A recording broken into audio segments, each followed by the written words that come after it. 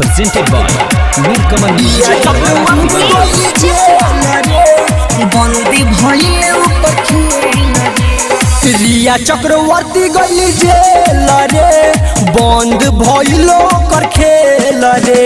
रिया चक्रवर्ती गइली जेल रे, बंदी भइले ओकर खेल रे।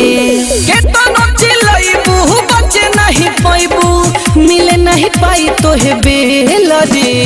रिया चक्रवर्ती गइली जेल रे, बंद भइले ओकर खेल रे।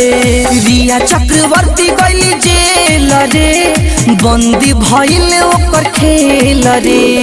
रिया चक्रवर्ती गइली जेल रे, बंदी भइले ओकर खेल रे।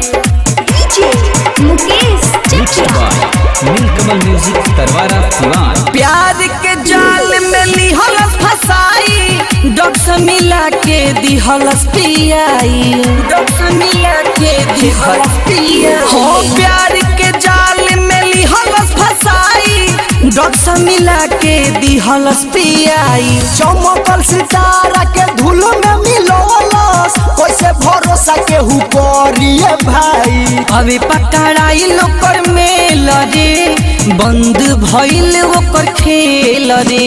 रिया चक्रवर्ती गइली जेल रे, बंद भइल ओकर खेल रे। रिया चक्रवर्ती गइली जेल रे, बंद भइल ओकर खेल रे। रिया चक्रवर्ती गइली जेल रे, बंद भइल ओकर खेल रे।